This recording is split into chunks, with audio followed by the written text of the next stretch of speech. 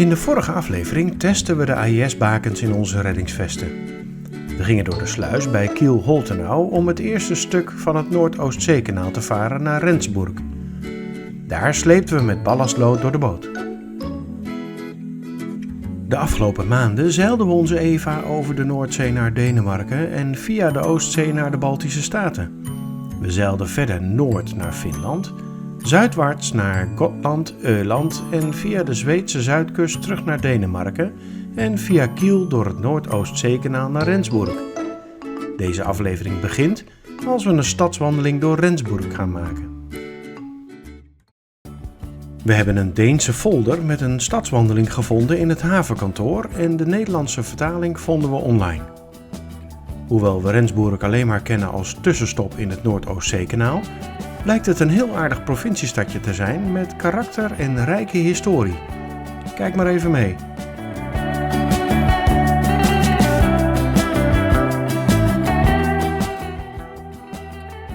Bij de lokale VVV zijn ook strenge maatregelen vanwege de COVID-19-pandemie van kracht. Als het beeldscherm groen is, mag je naar binnen. Uiteraard met mondkapje en alleen als je je handen hebt gedesinfecteerd.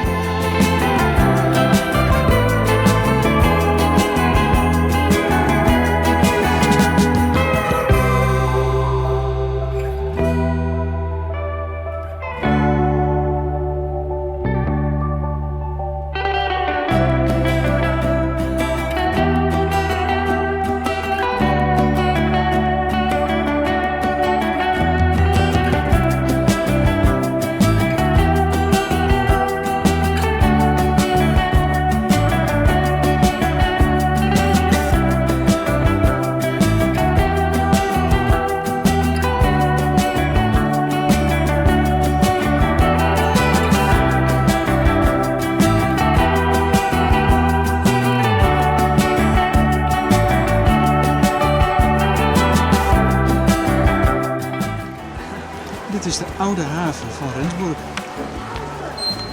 Je zou het niet zeggen, want veel boten zie ik niet.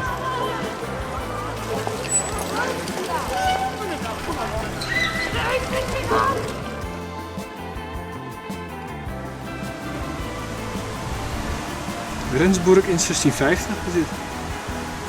Dat zijn allemaal bronzen huisjes, denk ik. 1650? Kijk, dat is de kerk die we al gezien hebben. En hier is het raadhuis. Met die klokje allemaal hiervoor aan de gevel. Dat wordt nog steeds gebruikt, hè, dat raadhuis. Dus het is nog actueel. Als we dit nou even gauw En dit bekijken. is de winkelstraat, denk ik. Ja. Zo. Als we dit nou allemaal even gauw bekijken, kunnen we naar huis. Ja, nou, dat is fijn.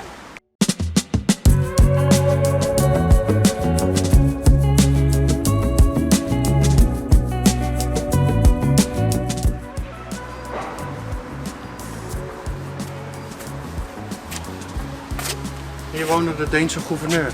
Gouverneur, ik weet niet of het zo moet heten, maar districtspresident. Ik denk dat dat een soort van gouverneur is.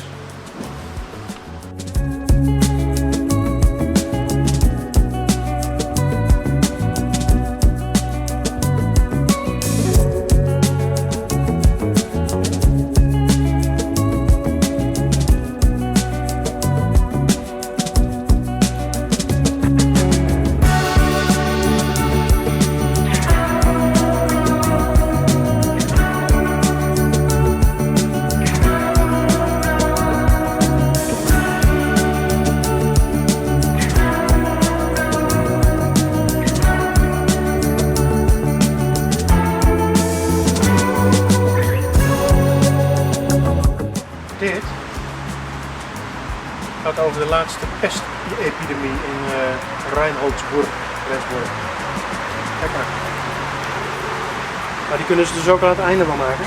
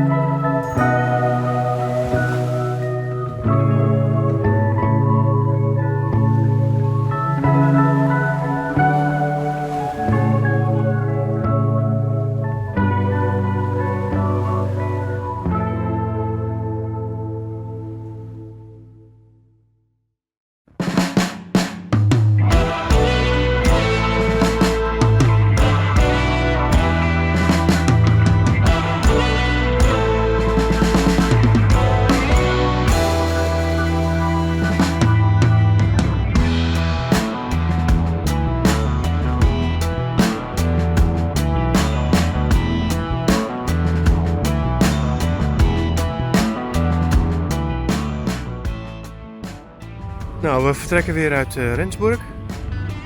Achter hebben we al losgegooid. Want ik heb de motor in het achteruit gezet en dan blijft hij gewoon hangen. Blijft hij gewoon liggen.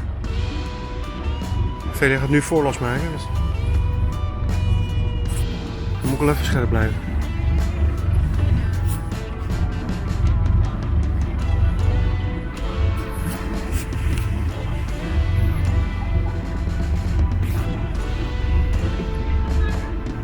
Ja.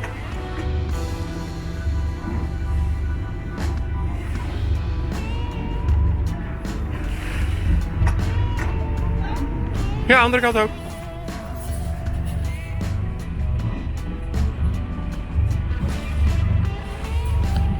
Kijk, het zijn lekker ruime boxen hier. Jo. Ze kunnen gewoon uitvaren zo.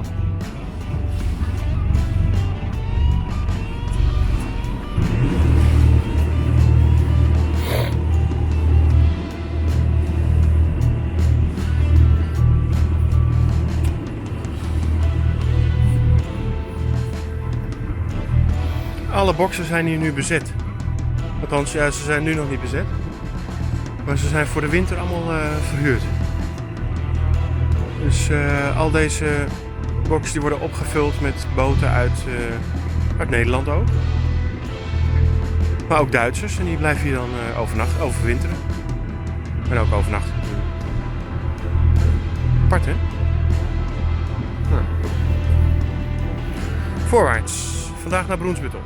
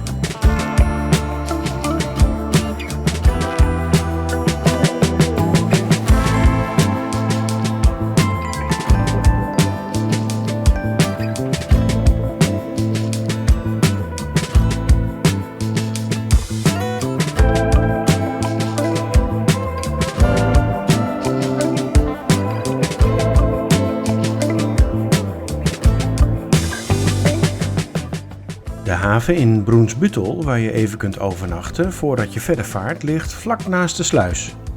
Aangezien het schutten van grote zeeschepen dag en nacht doorgaat, zien we met regelmaat enorme scheepswanden langs ons bootje schuiven.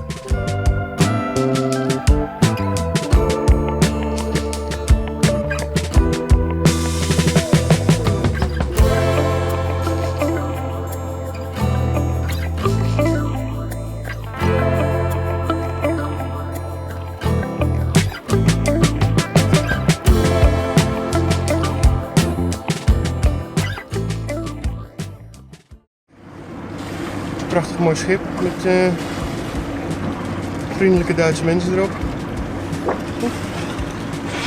En daar is de sluis.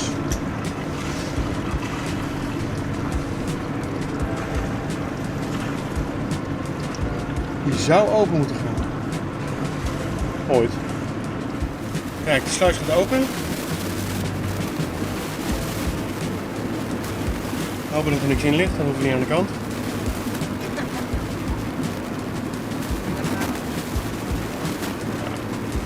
Het is een klein sluisje hier.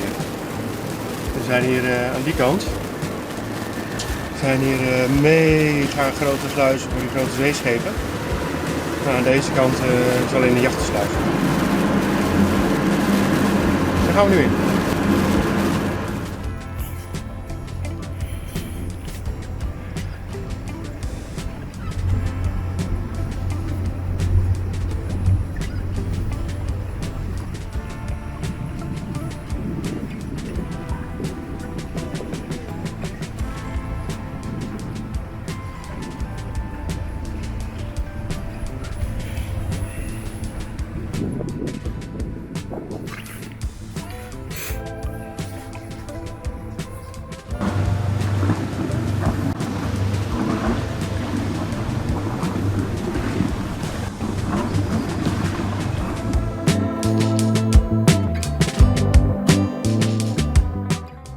We vertrekken vroeg om vlak na hoogwater de Elbe op te varen.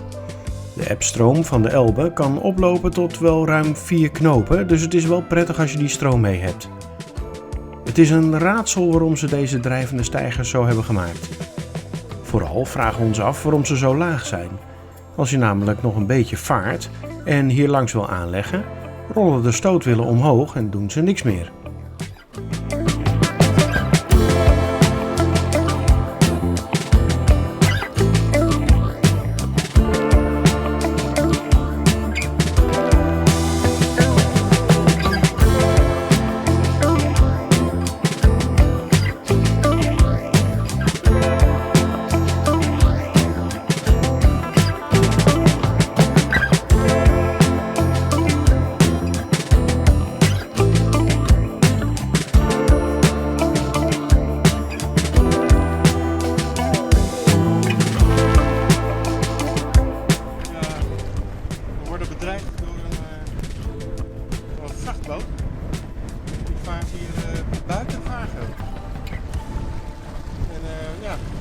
Dicht op ons af.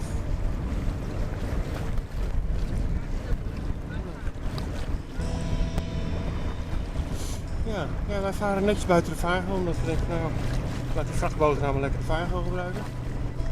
Maar deze komt zo'n beetje over ons heen varen. Oh, hij draait nou niks bij. Nou, bijzonder.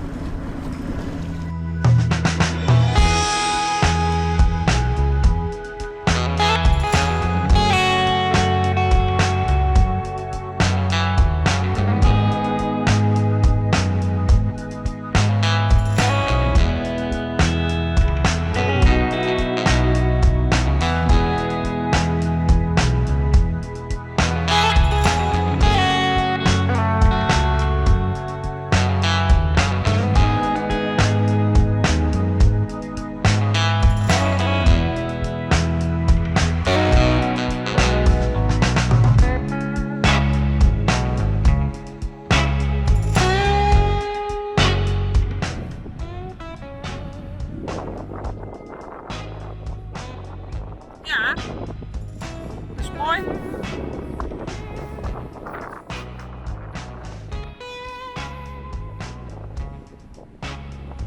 Kijk, de brug gaat open, daar moeten we ook onderdoor. Of langs. Niet onderdoor, hè, want hij gaat open. Dus ja.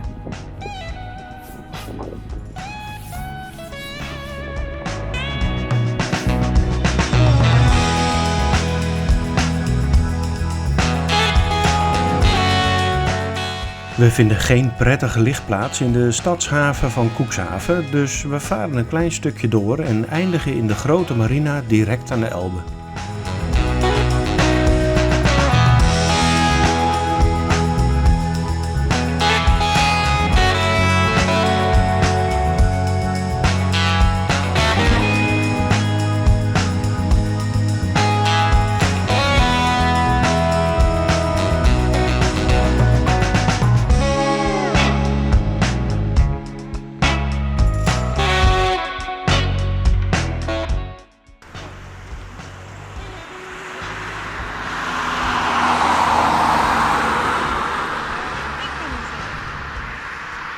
Oosterhaven, de marina.